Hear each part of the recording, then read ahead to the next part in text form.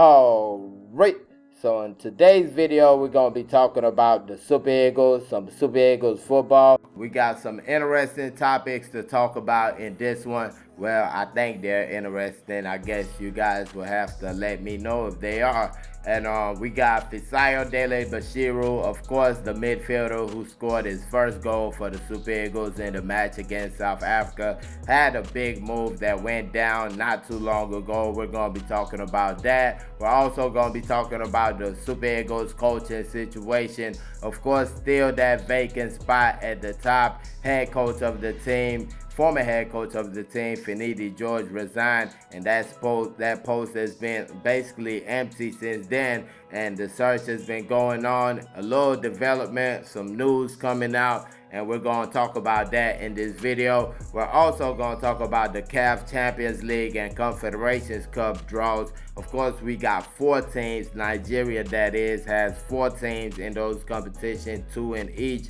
and we're going to see where they landed. And finally, last but definitely not least, we're going to check out a clip from the Canadian head coach, Jesse Marsch.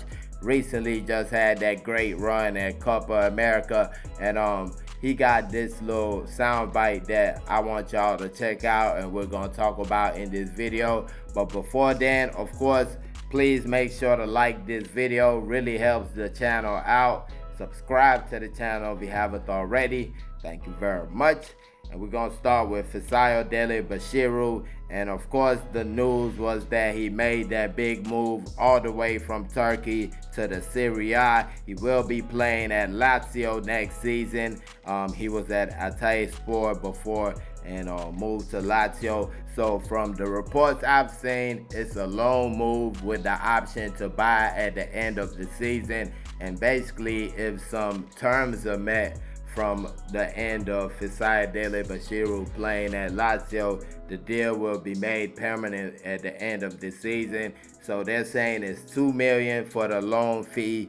Then the option to buy will be $4 million. So they'll pay $6 million in total. And last week before that, we were hearing that the release clause on Fisayo Dele-Bashiru was $7 million. So it seems like Lazio kind of worked some out to pay a little bit under the release clause. Now, for a little bit of background, Fisayo Dele-Bashiru joined Hatayspor at the beginning of last season on a free deal. So they didn't have to pay anything, just pay him his salary, and that was that. And then he went ahead to have a good season with the club. 8 goals, 5 assists in 36 appearances. And that was basically it right there, because he signed a 3-year deal at the beginning with Atayaspor. That means last season was the first. This season coming up would be the second, and that would mean he would only have 1 season left. So he could have basically left for free. Now, Lazio is coming off not the best ever season. They finished 7th in the Serie A. It was good enough for a Europa League group stage slot. But outside of that, from what I saw with my eyes, I felt like they were a quality side. Definitely watched them defeat Napoli earlier in the season before everybody knew that Napoli wasn't that good. A great game they had. I feel they have good players. I feel like Fisayo would fit in pretty good with this team. They like playing with the ball. They look for those fast players who can make things happen up front. And he's one of those type of players. I believe he can improve in the club. But let me know how you guys felt about this one. Fisayo Dele-Bashiru making that move from Hatayspor to Lazio in the Serie A. Let me know your thoughts on that one. And we move on. And next up, we got the Super Eagles head coach search. Of course, like I said, Finidi George resigns from the position, and that position is still vacant up to this moment. Now, I've been seeing reports about Hervé Renard. If you don't know, Hervé Renard coached Saudi Arabia in the World Cup. Of course, Saudi Arabia defeated Argentina in the World Cup. And he has had some stints outside Africa, but I feel like his main, claim to fame were really in Africa. Of course, he won the AFCON with Zambia in 2012. also won the AFCON with Ivory Coast. Was it 2015? I think it was either 2015 or 2017. He coached Morocco, but didn't have so much luck with Morocco. I think the last time I saw him coaching was at the Women's World Cup, the Australia-New Zealand one, and he was coaching France at that competition. Even from the start of the coaching search, his name was brought up as one of the people that the NFF would be thinking about getting in touch with. And lately his name has been coming up more and more as somebody that the NFF is trying to get for the job. But now we see reports that the NFF will have to pay something like $180,000 per month to get him for the job. And that's crazy right there. I mean, no disrespect to Hervé Renard. I'm not saying that he is not worth that type of money. I'm not pocket watching or anything, but I just don't think we have that type of money. We struggle with paying far less of money to other coaches, so I don't know about all this. And one thing we gotta get away from is, like, let's say we have a bad result. There's always that guy that's gonna come up and say, well, you've not paid the coach in so and so months. And that's one thing we gotta avoid. We gotta have a salary that we know we can pay. Not we dream we can pay, we hope we can pay. Something that we're sure we can get these managers every month. Now, I honestly feel the problem right here is we're shopping at the wrong store. We're where they're selling designers at. We need to go to the little thrift store, the place that, you know, they giving deals at, the Bend Down Select. We need to go that side and find a coach, because if you're talking about this type of money, it's just gonna be embarrassment at the end, and we can just avoid that by respecting ourselves in this situation. I feel like a younger coach, somebody on the come up, somebody that we've seen him do things maybe in a smaller league, but we appreciate what he's doing, somebody like that. And at the same time, I feel like the search shouldn't just be all about European coaches. There are other continents in this world that play football. Asia, South America, North America, football has been growing over there. We see what the American coach that we're about to talk about has done with Canada, taking them to the Copa America semifinal. You also have coaches in Africa, because you look at a guy like Pitso that used to coach the Sundowns and Al Ahly, a South African guy. You could have got him years ago for a good price. A coach like that, a coach in that ilk. I mean, there's no shame in getting a coach from another African country. I feel like we got some great coaches in the continent. They should also get a look. But let me know your thoughts on that. The coaching search for the team, Hervé Renard, the price is right. Let me know your thoughts on that in the comment section. And moving on, we're going to talk about the CAF draws for the Champions League and Confederations Cup. Of course, we got 2 teams in the Champions League, 2 teams in the Confederations Cup. The top 3 finishers got into the continent. Then the winner of the President's Federations Cup got into the continent also. So the top 3 teams, Enugu Rangers won the league title, Remo Stars came up second, and Naija FC rounded it off at 3rd position. Then, of course, the FA Cup was won by El Kanemi. They defeated Abia Warriors in the finals of that competition. So for the matchups, Enugu Rangers will be playing US Zil Maju of Comoros Island. They finished first in the Comoros Premier League, and they'll be the opponents of Rangers International of Enugu. Then for the second Champions League team, Remo Stars, they're going to take on Asfa of Morocco. This is a rematch that went down a couple of seasons ago. Of course, Remo Stars won the first leg away from home, but they then lost it all at their home, and Asfa went on. And that's going to be the matchup. That's likely to be a great matchup right there. Asfa finished second in the Morocco League, and that's kind of a top move right there. You look at the table, the top teams, they're kind of at 5th, at 6th. And as for Uzumi, is more known as a female club. Of course, they do real well in the Champions League, the Women's Champions League. They're going to be in the Champions League qualifiers right now, so that's a big one for them. Then for AMBY-FC, they will not be playing in the first round. Their matchup will be in the second round. They get a bye. Of course, being that they're AMBY, the two-time Champions League winner, they're one of the teams that got the bye. And then you got El Kanemi Warriors of Maiduguri. They'll be playing Daje of Benin Republic. They finished second in the Benin Republic top flight. And I'm guessing they don't have four teams. Benin Republic don't have four teams going to the continent. So that's probably why the second place team will be in the Confederations Cup taking on El Kanemi Warriors. Now, with these draws, I feel like Remo Stars should be the only team having issues right here. Enugu Rangers and El Kanemi, that's supposed to be a shoo-in. Of course, this is football. Anything can happen. But on paper now, they're supposed to be good. And Remo Stars, can they get their revenge? Because last time it was more of just inexperience that cost them.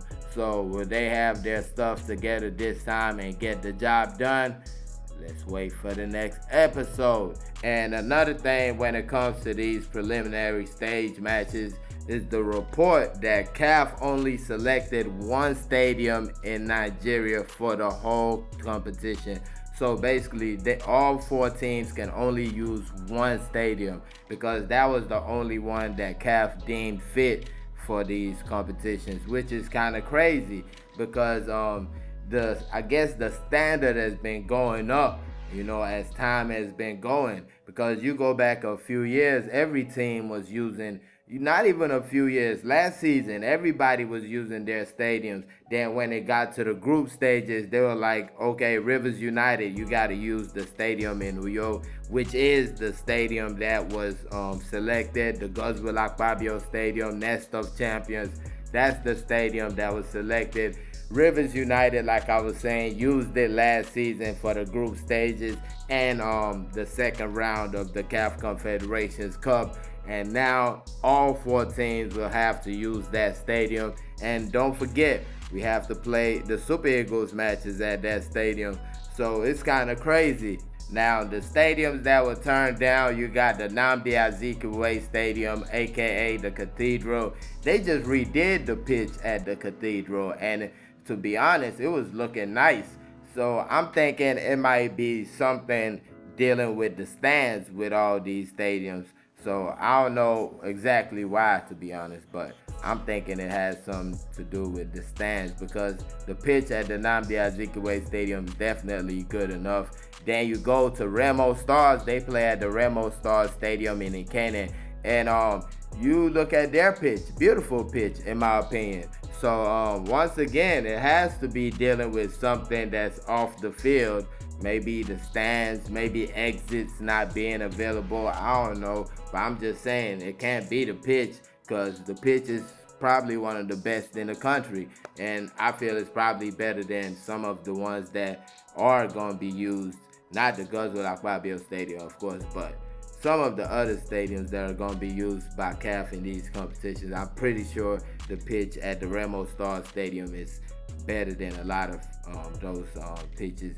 But then you go to the third team, AMBY-FC, and the AMBY-FC Stadium in Aba. That's the stadium that they did the pitch like 3 or 4 years ago. It's still going strong. And once again, like I said earlier, it has to be something outside of the pitch. But you do wonder if CAF have actually told the NFF what they're missing in these stadiums, because this has been going on for some years now. CAF has been designating stadiums for matches, and nobody has really said, hey, this is what every stadium needs to do to get up to the level to be picked to, host one of these matches. So I feel like we need to do that. We need to find out exactly what these other stadiums are doing wrong and we need to correct it. Now, speaking of Nigerian football, we're going to get into this next clip right here. It is of Jesse Marsch, head coach of the Canadian men's national team, and he's talking about building up the football over there in Canada. And I feel like some of the stuff he is saying, really a lot of the stuff he is saying, applies to us. So we're going to get into this video real quick, and after that, we're going to come with a word. Should be playing as many young players as they possibly can. There should be rules for me, and we have to go through all this, but there should be rules about how many young players are on the pitch. And again, when I mean young players, I don't mean 22-year-olds. I mean 17, 18, 19-year-olds. There needs to be a way to put more responsibility on young players, to challenge them for what the highest standards of games are. So yeah, basically the coach is talking about the role that the league can play in developing players for the national team. And he is saying that he would like to see younger players playing in the league. He would like to see players 17, 18, 19 years old playing in the league. He would like to see rules that make it like a must that a certain amount of young players should be playing every game. Now, first of all, if you're Canadian, I'm pretty sure you'll love to hear your head coach talking like that, so passionate, so direct, knows what he wants, gives out his point eloquently. So that's real nice right there. But for the point he made, I feel like that's just something that we need to apply over here. And I'm not just talking about for the clubs, I'm talking about these academies. I mean, I've seen it too much, and I'm sick of it. A player will play for the under-17s, and you don't see him for 2 years. And in those 2 years, he's basically going on trial from one Eastern European country to another. And you're not really playing. You're just going on trial. You play good. They tell you, well, we don't really need you. And you go next place. And in that whole time, you could have been playing for Nasarawa United. You could have been playing for Ayamba. You could have played for Enugu Rangers. And I feel like it takes two to tango in this situation. The NFF has to find a way to make sure that these young players are pushed directly to these clubs, and also find a way that protects them. Not that you just sign with the club and we see a Sunday Mba situation happen when a bigger club comes to sign you. So they need to be protected. That all needs to be established though.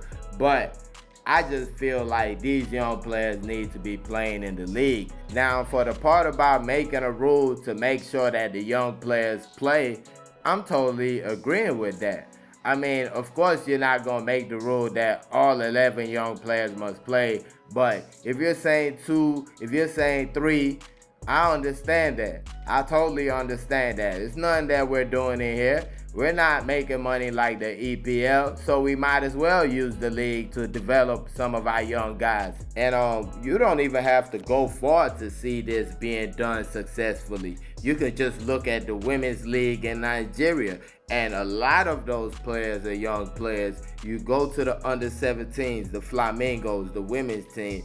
A lot of those players play in the league. Probably like 99% will come from the league. The under-20s, like 70-80% will come from the league. 4 or 5 coming from abroad. And that's how it's supposed to be done. Because you look at the men's level, especially at the under-17 stage, we have the skill. We have the talent. It's clear to see the amount of quality that we have. But when you got to the CAF level, you saw that it was like a different pace. It was like a different strength level, a different burst from the opponents. And it's not just because they're eating better and buying fufu than us. It's because they're playing against grown men. They're playing against grown men. They're getting to develop at a higher rate than we are over here staying in academies playing with 16, 17-year-olds. But that's just my opinion. Let me know your thoughts on that one and all the other topics we've talked about today. Let me know your thoughts in the comment section. And please don't forget to like this video, subscribe to the channel if you haven't already. Thank y'all for watching. Peace.